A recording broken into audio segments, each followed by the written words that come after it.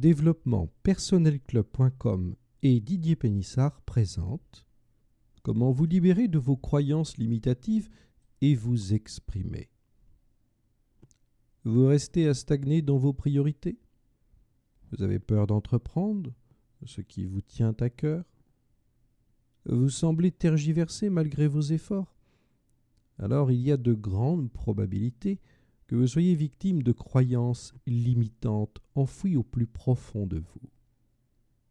Vos croyances actuelles, qu'elles soient positives ou négatives, vraies ou fausses, se sont forgées sans effort et sans même l'intervention de votre volonté. Vos habitudes, néfastes ou salutaires, se sont construites de la même façon, sans effort. Vous devez donc employer le même processus pour créer de nouvelles croyances ou des habitudes nouvelles. Il a été largement démontré que vouloir essayer d'employer l'effort ou la volonté pour changer ses croyances produit l'effet inverse.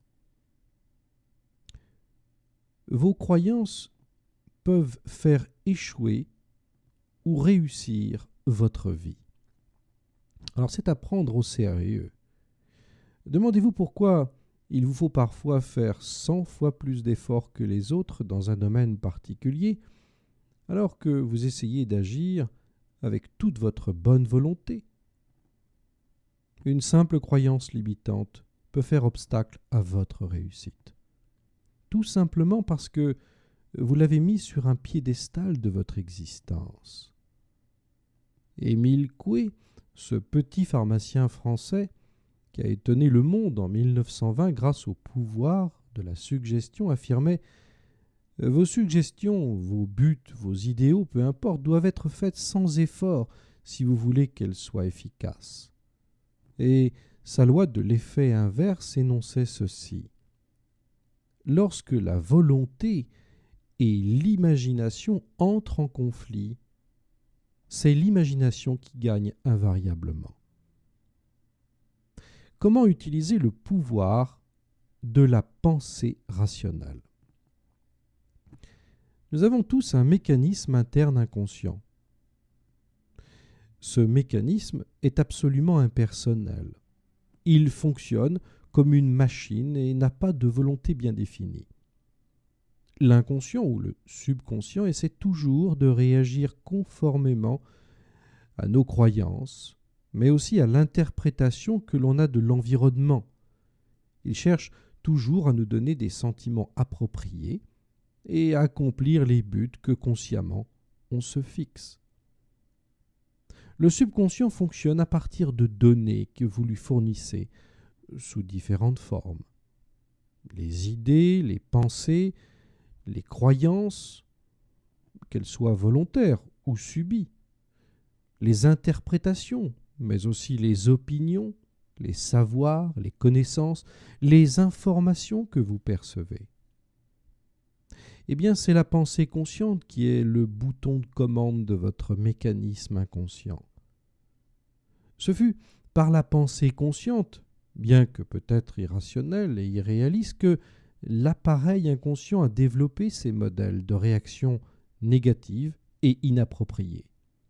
Et c'est par la pensée consciente et rationnelle que vous pouvez changer ces modèles de réaction automatique. Comment vous libérer de vos croyances limitantes? Prenez tout d'abord conscience que vous vous êtes imposé jusqu'à ce jour des limites. Celles-ci vous retiennent dans vos ambitions, vos projets. Et la période de l'enfance est souvent la source de vos limites personnelles. Par exemple, si dans votre famille, l'idée de l'argent était un sujet tabou, ou bien que la considération envers le monde de la finance était mal perçue, eh bien, il y a de fortes probabilités pour qu'aujourd'hui encore, vous éprouviez des difficultés pour joindre les deux bouts. Comment la loi psychologique du pardon peut vous libérer? Un sentiment de culpabilité peut se créer dès lors où vous avez détecté une croyance limitante. et peut se faire jour à tout instant.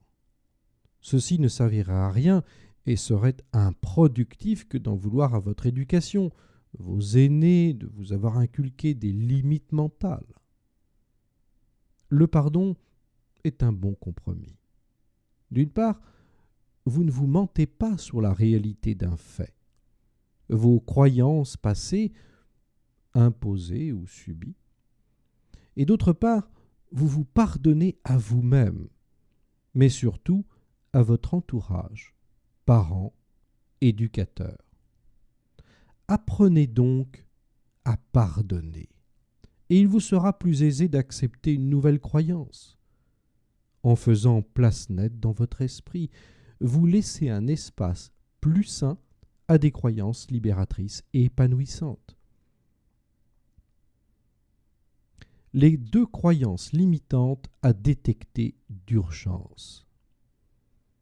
Il y en a plusieurs, et il serait trop long de les énumérer ici, mais néanmoins on retrouve fréquemment les mêmes lors de mes sessions de coaching. Voici celles qui reviennent de manière récurrente. Je ne suis pas capable de... Alors cette croyance peut se formuler dans votre langage comme une croyance très forte. Vous finissez par intégrer cette idée. Elle peut devenir très vite un obstacle de taille dans tout ce que vous entreprenez. Oh, je n'ai pas le droit de réussir, je n'ai pas le droit de bien gagner ma vie, je n'ai pas le droit de changer de métier, d'être heureux ou heureuse. Sans doute la croyance c'est la plus pernicieuse qui soit et qui est très courante. Vos origines familiales peuvent être la source de cette croyance. Tant que vous ne vous donnez pas le droit de, vos efforts seront inutiles. Les solutions pour changer de croyance existent bien évidemment, et fort heureusement. Plusieurs pistes se présentent quand on veut modifier ces croyances limitantes. Il y a d'abord les bains de lecture.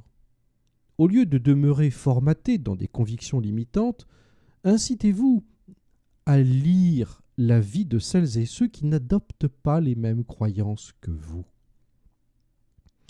Vous essayerez de comprendre pourquoi elles pensent, pourquoi elles agissent, pourquoi elles perçoivent différemment de vous.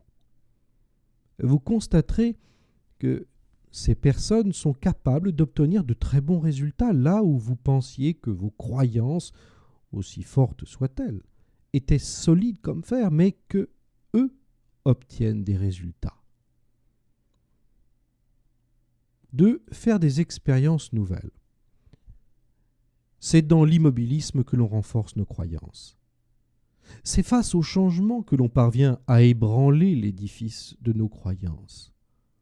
Parfois, de nouvelles perspectives, des expériences différentes nous font entrevoir que nos convictions ne sont pas aussi solides que l'on pensait jusqu'ici. 3. Les messages subliminaux. S'ils sont personnalisés, ils peuvent offrir de belles perspectives de changement, en douceur. Le principe est d'employer des messages audio personnalisés et de les enregistrer sous le seuil de la conscience. Une musique agréable est là pour couvrir les messages personnalisés. Par une écoute régulière, les messages vont finir par cheminer dans les couches profondes de votre personnalité et vous noterez que vous modifiez peu à peu votre croyance négative en croyance beaucoup plus valorisante et positive. Il y a aussi l'hypnose. C'est une technique efficace par excellence. La condition est qu'il y ait une adhésion de la personne à l'idée de changer sa croyance. On ne peut pas le faire contre la volonté du sujet. La prise de conscience par la personne intéressée est donc la base de la solution. Et quand le constat est fait qu'une croyance limitante est à l'origine du problème, eh bien, la séance peut avoir lieu. Des séances personnalisées d'hypnose peuvent être enregistrées et ainsi, par une écoute régulière, agir en profondeur. Dans ces deux dernières techniques, le subliminal et l'hypnose, il faut se rappeler que la répétition fait la force de la suggestion. Une suggestion entendue, réitérée, répétée, devient à terme une nouvelle croyance. La programmation neurolinguistique, ou PNL. Dans un but bien précis, qui consiste à intégrer de nouvelles croyances positives, libératrices, par des métaphores par exemple, les changements peuvent être très fructueux avec cette méthode. L'emploi de métaphores est sans doute plus puissant qu'on voudrait bien le penser. On se surprend souvent à s'exprimer ainsi. Le monde appartient à ceux qui se lèvent tôt. C'est une idée absurde car sans fondement. Ou alors, je gagnerai ma vie à la sueur de mon front. C'est faux. Les personnes qui gagnent bien leur vie ne travaillent pas plus que les autres, mais plus intelligemment. Eh bien, ces phrases font partie de notre jargon et ne portent pas préjudice à notre conscience, sauf si on se les approprie comme des croyances. Je n'ai pas la prétention de tout dire ici sur ce sujet, mais la prise en compte d'un bilan de vos croyances peut faire de votre vie un succès ou un échec. Pensez-y. Merci de votre attention et bonne journée.